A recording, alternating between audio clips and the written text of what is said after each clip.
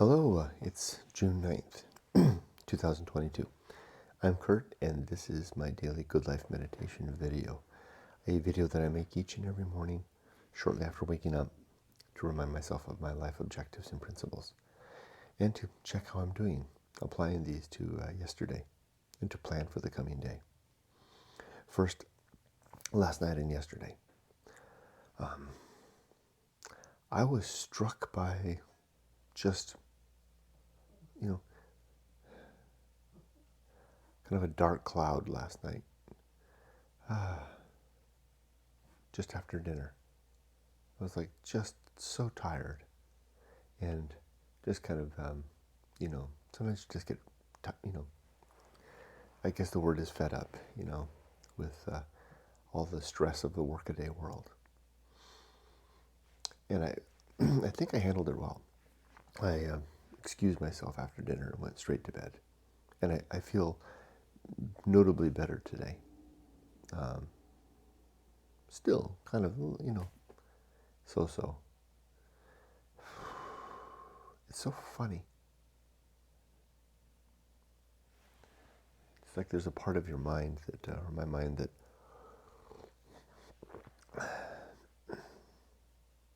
has its own way. And I know what it is, because I had an incident happen yesterday that, two incidents happened yesterday that were very frustrating for me at work. Yumiko reminded me afterwards that, because I was sharing my upset in myself with her, and she reminded me, Kurt, you stayed up until, you worked until 11 p.m. the day before, the day of the election. You're not on your game. Indeed, one of my coworkers said the same thing. A person that who was also at that election, who had taken half the morning off to sleep in, to recover, and I didn't think to do that. So I might still be suffering from that. But yesterday it just felt like, okay, I don't need to give you any details, but I'm just not on my game anymore. It's like, if I was like a triathlete, or even just a marathon runner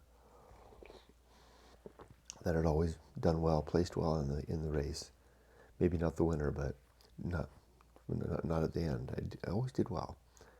I think that's the way it's always been at work. I think I've always done fairly well at work. And now suddenly I'm realizing I'm coming in at the back of the pack. Not so much in terms of overall performance, but just my game isn't there. My mind isn't as sharp as it used to be.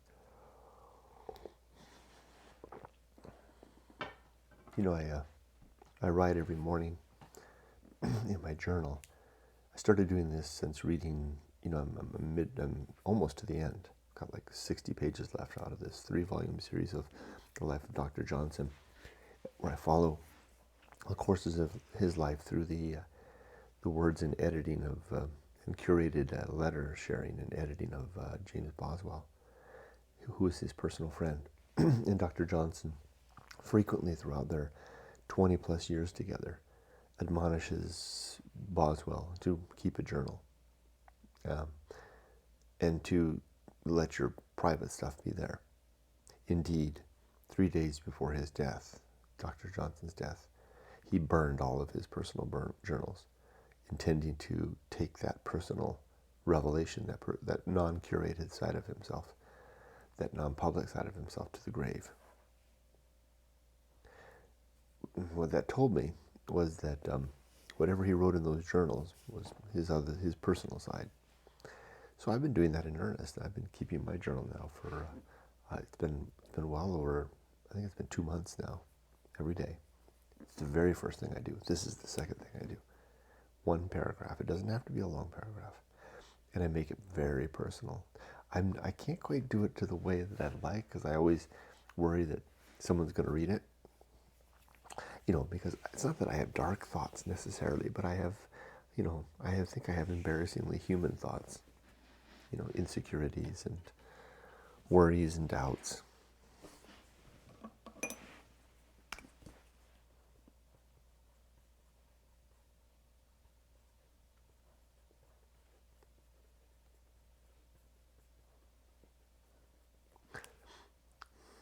that I'd rather keep to myself. But more and more, I'm getting good at doing that. And I'm careful now. I used to keep the journal open. I kind of close it. I have a little slot for it, and I put it in there. And I put a little band around it. It's like, gee. I mean, again, it's not. There's nothing criminal or perverted in there. It's just, airing my internal machinations. Yeah. And this morning I drew a picture to go along with it because I woke up with a dream last night. Seems like I'm talking more about my dreams lately than ever. I had this dream that I used to live on a beach, Moonstone Beach in Northern California, 20-mile stretch of sand. And I used to go out there and walk on that beach when the waves, the water would wash up, long sheets of water washing up the sand and then back. It was a very gentle slope, great energies from the sea. And I pictured in my dream this morning, waking dream, I was awake, walking along a beach like Moonstone Beach with a stick in my hand, dragging the stick behind me as I walked, as the water came up and the water led me up and around. I'm walking like this. And what happened, I left a trail in the sand behind me that resembled a sine wave in a way, cycling up and down. And I thought that that's my life and those are my days. When I looked over my shoulder and seen from a close vantage point, the undulations appeared rather extreme. Not too much, but I could see them look right behind me. I could see the up and down, reflect that. And I imagine that's my mood. That's my attitude towards the day. Right now I feel like midline. Yesterday I felt kind of down. I'm sure that by the end of the day I'll feel pretty good because I'm starting vacation. But what was really interesting was that when I looked back and raised my eyes, I could see the line stretching about far behind me. It, to borrow from the words of Christopher Hitchens, I think, it resolved itself to the average tendency. Oh, actually, that's Ralph Waldo Emerson, who I'm quoting from Self-Reliance. He made a similar description of crossing a sea, undulating back and forth. It's a well-worn idea. And then, correcting the boat and then resolving to the average tendency. I could look back and see my line resolve to the average tendency, which was nothing more than basically a straight line all the way across, midway between the sea and the land. That's what my life is like, an undulating daily ebb and flow of emotions that overall described by not even an arc, but just a general lay across the land from birth to death. So it's good that I can now control my expression of the emotions. Now, Yumiko picked up on it last night. She picked up that I wasn't feeling quite well. She probably knows, I'm sure she does, that there was something going on inside me, that I was feeling down.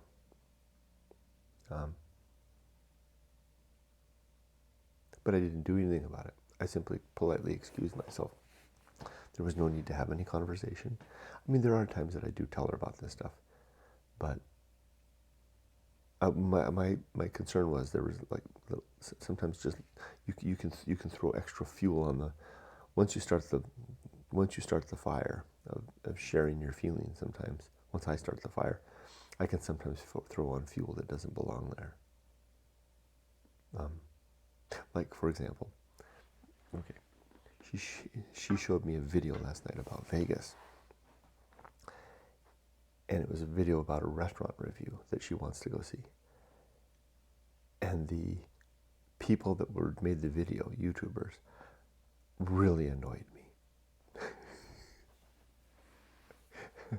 You know how sometimes just there's some, some people you just don't jibe with very well. I found their presentation and their discussion incredibly annoying, and the video went on and on forever. And I couldn't get over that, and I knew that if I talked to her about, well, I had a tough day, I'm kind of feeling down, I'm exhausted, still struggling from that long night, from the election night, etc., that I might throw that on the fire and say, and that video you just showed me really made me upset, which could then be taken all the wrong ways. Like, well, she might think that I don't want to go to that restaurant, which I do, or I don't want to go to Vegas, or whatever, right? So I just simply say, okay, Kurt, this is, I'm a little out of my depth here. It's time for me to go to bed. Grandpa needs to sleep. And that's what I did. And I feel better today, and I'm glad we didn't talk about anything. And I will probably talk to her about it today at lunch and say, wow, yesterday was a tough day. And, I'm not even going to mention the video. I'll just talk about the other incidental things.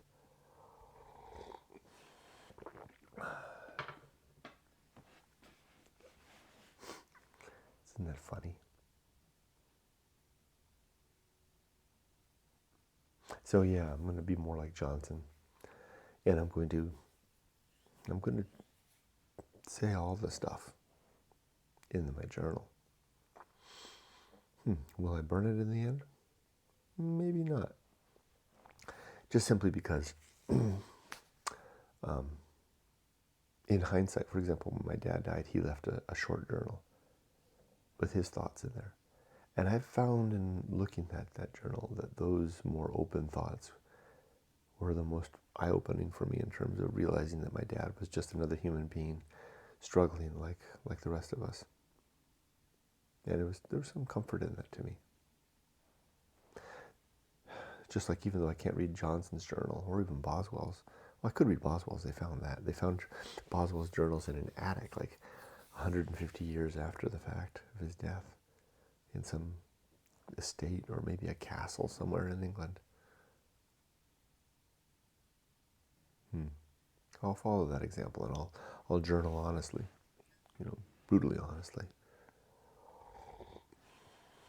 and I'll leave it behind. For Emily can do with it as she pleases. She'll be able to see her papa's more vulnerable side, the side I usually keep to myself after I'm gone. I mean, I'll share that with her now too. But there's kind of like there's a level of sharing, a level of adult communication, sharing, and comforting and being there for each other, and then there's just the screaming maniac inside my mind sometimes, the madman, coursing through the estate inside my mind, saying all his mad things in my head. Yeah, he's in there. He's a moody fella.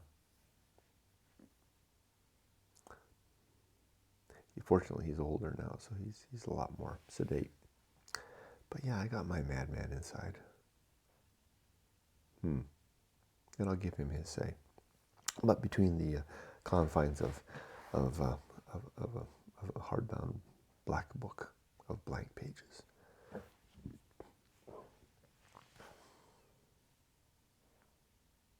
Okay, let's do the good life.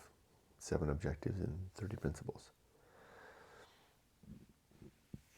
The first of these is my objective to be always ready to die, to have my life in order and my relationships in good shape, and my life's work complete. And I believe they're all in as good a shape as they could be in. Even my mom. 2, to make good and effective use of time, to not be wasting my days or my time. Which I guess that's increasingly what part of my discontent is. I feel like work is, I know it's good. It's good to contribute to overall society, but I feel like my active, worthwhile years are coming to an end, and I would rather be using them to some better ends. But guess that's just sometimes not what it is. I mean, Boswell was complaining. I'm in my book. He's in the last summer and winter of his life. Summer, autumn, and winter of his life. Really autumn and winter. Like September, August through December. He died on December 15th, 1784. And I'm in the last bits. He's very alone. He's very sick. And he's writing to his friends, one of whom can't get around to responding to him just because his life is so busy. And that's how I keep, when I read Johnson's pleading letters, just like repeatedly, he says, even if you haven't got anything to say, just write to me, because he's alone and he's sick and I'm sure he's very depressed. Life is, guys, coming to an end, and all he wants is a little kind word and a comfort from his friends. And this other man, I think he was a nobleman, is just too busy to do anything, just too predisposed to attend to, I think, what is something more, maybe more important. That's how I feel overall. I've got other things I want to do, like the Discord that I created, right? I'm so busy and just so preoccupied. I haven't even had a chance to pop in there for a week. And I know that others are like that too. I know Michael comes and goes. He disappears. He's another project manager. He comes and goes. I think as his busyness demands. He's got a young family, so. Anyway, good use of time. I would rather use my time doing things that at least that don't stress me out so much as work. Maybe that's too much to ask for. Oh, there was a coyote yesterday on the golf course behind our house. Lean, lone, small coyote, standing by the lake looking at the ducks. I pointed it out to Yumiko. It was interesting. Okay, number 3 is to develop and maintain good and sound life principles. 4 is to cultivate good emotional reactions, like I think I did last night. That video upset me for some stupid reason, and I reacted well. I wasn't able to hide my fact that I didn't enjoy that video, but I didn't make anything of it, and I put myself straight to bed. So I avoided any issues, right? Otherwise, I'd have things to worry about this morning. It's like, sometimes it's better not to talk. 5 is to perform good actions. 6 is to recognize my true limits and my true opportunities. And 7 is to do just one thing at a time, and to do that thing slowly and deliberately. Okay, now it's my 30 principles. Number 1 is the principle of war, to always be fighting against what I think is true. 2 is the principle of reason, and the sub-principles of honesty, objectivity, and doubt. 3, and one more, humility, the new sub-principle. Because a reasoned life is one of honest reflection, of objective view, and of skepticism, and also a willingness to suffer what seems like humility in the face of discovering we are wrong. Next comes the homunculus, the idea that that we don't have a soul, but we do have a consciousness. Then the Anchorhold, the reminder that consciousness is trapped inside our heads, won't get out when we die, and we'll enter oblivion like the rest of us. Then comes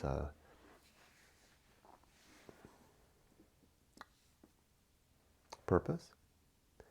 My 3 purpose are to raise my daughter, get her successfully into adulthood, be a virtuous human being, helping to improve the well-being of thinking creatures, particularly thinking creatures, and 3, to share the story and message of my book, Going Alone, which tells the tale of my adventures deep into the wild, mainly in the desert, coming back from going alone, and then the resulting effort that I made to find some purpose, make some purpose in life, in spite of the seeming purposelessness of it all. It's kind of a response to nihilism. Okay, next comes atomic principle. Everything is made of bits and pieces, flowing and changing, including me and you. And soon we'll be back to those pieces. And then principle of nature. Everything has some particular nature, including us, including the things that we do, including our jobs, our circumstance, everything. And if we can recognize what that nature is and prepare ourselves, and recognize our own nature and prepare ourselves, then we'll have to do better overall. Then comes maturity and the sub-principles of wisdom and fortitude. Because a mature life is a life where we wisely remember our successes and failures and have the strength to push forward and do better. And then the social principle. We are social creatures. Human beings need each other. And then after the social principle comes public speaking. Reminder that to carefully choose my words and form my sentences and communicate well. And to never ever gossip. And then temperance and the sub-principles of suffering, simplicity, and apathy.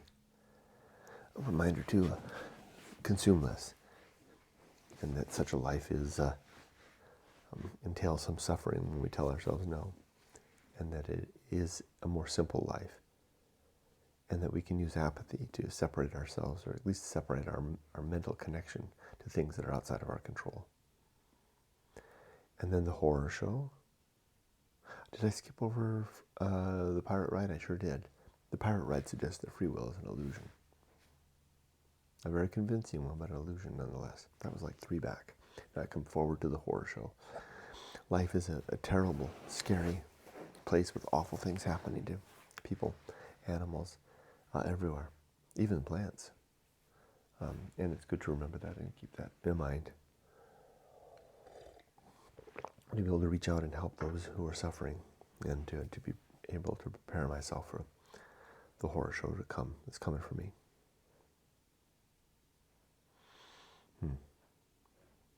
A friend of mine at work likes horror, and they recommended a particular horror movie for me to see, which I did watch.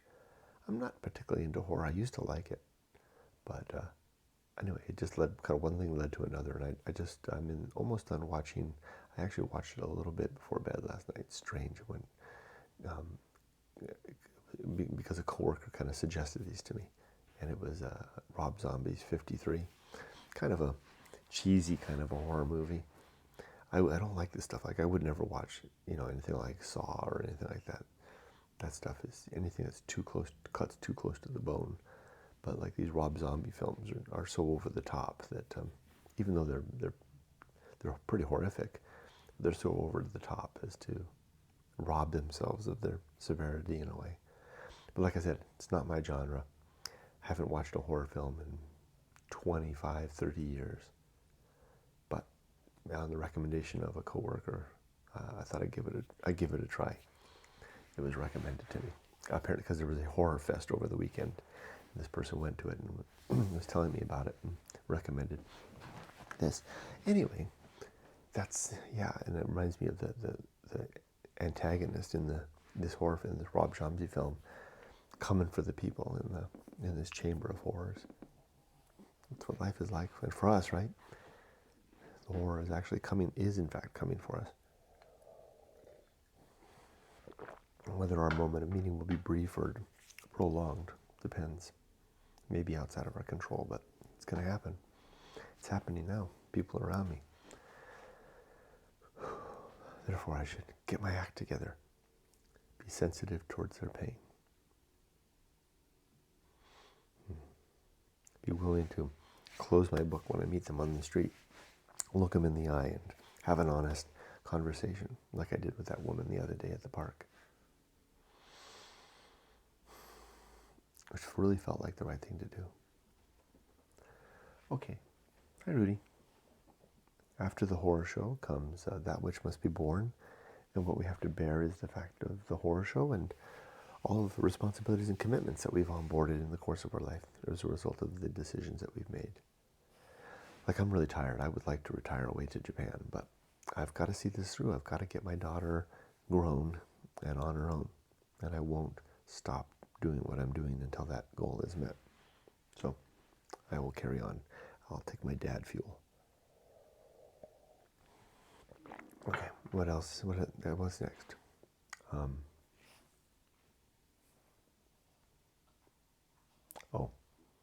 The Feast of Offal. It's what we do when we're a little bit upset, and we share that upset with others. And that's precisely what I was avoiding yesterday, when I kind of, the thing that was just one thing too much, that annoying video, kind of set my mood down. And I didn't want that to turn into a Feast of Offal, or even a minor one. I mean, I'm not in any danger of doing, blowing up or anything like that, but I did not want to wind up, I just didn't want to air that to my wife. Better to take it back and sleep it off. Watch the end of a bad horror movie. Sleep it off, as I did. It worked. And I didn't burden my wife with that baggage, but I will tell her today, when we go for our walk, I will tell her that I had a rough day yesterday, and just explain some of the reasons why, and then talk about our upcoming trip to Vegas, which begins tomorrow.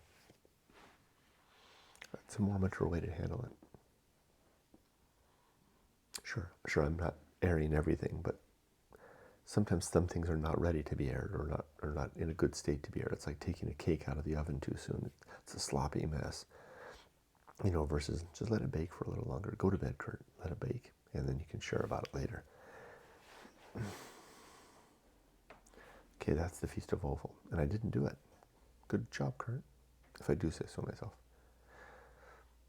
And then after the Feast of Offal comes distraction and the agency and the great indifference. Distraction and agency and the great indifference, two principles that go together. Distraction is what we do so that we don't have to see the seeming fact that there is no God, because that's awfully off-putting, if not terrifying, depending on who you are. It's not so bad for me anymore because I've lived that way so long. So we distract ourselves with work and play and hobbies and family and gossip and our religion, all the things that we do to keep ourselves busy.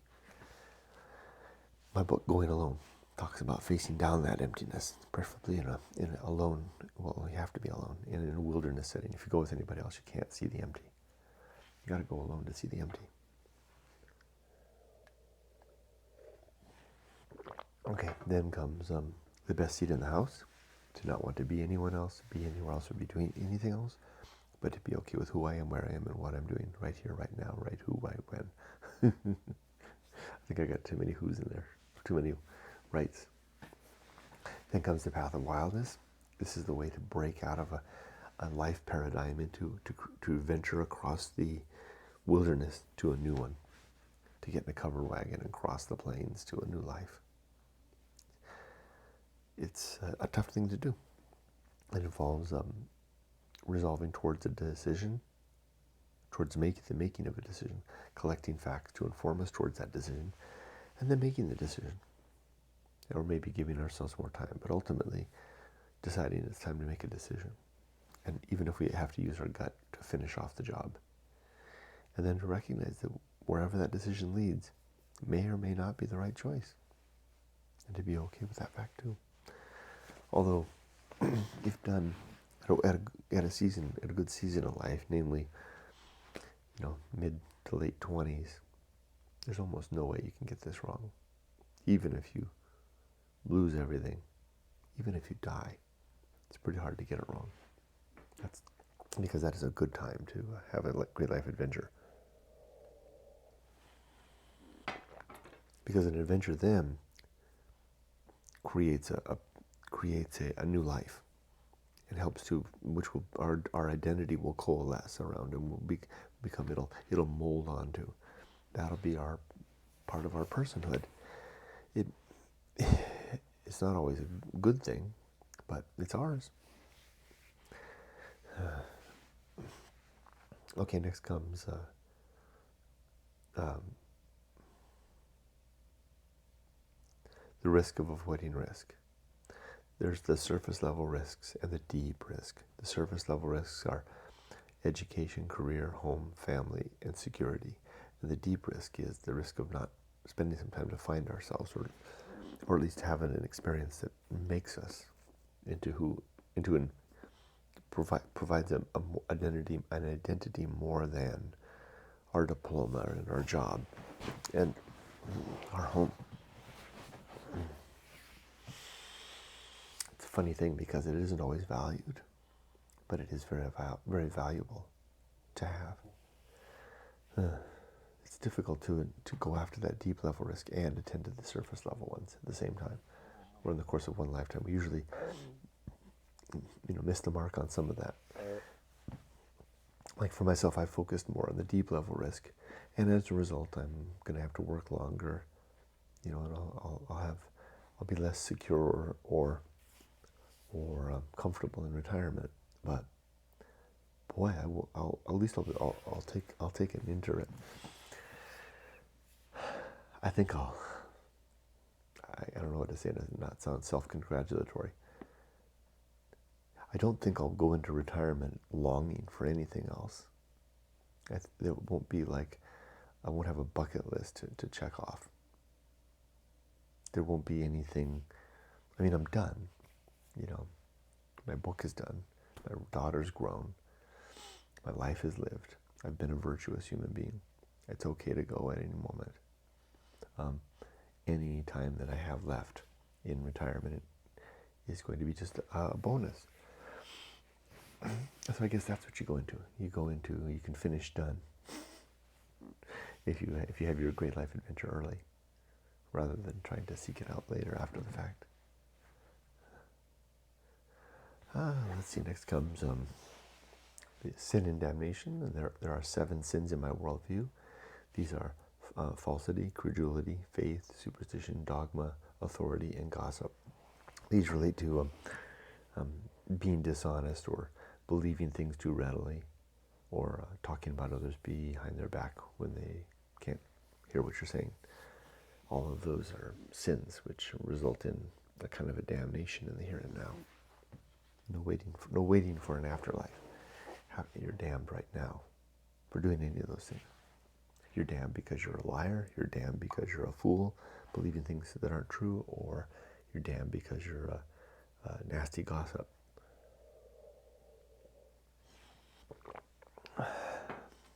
And you're gossiping. I know I'm gossiping when I'm talking about someone else in such a way that if I suddenly discovered that they were there, listening behind my shoulder, I would be mortified that they heard what I said. I just don't want to talk like that ever about anybody. It gets easier over time. It gets quite easy not to gossip.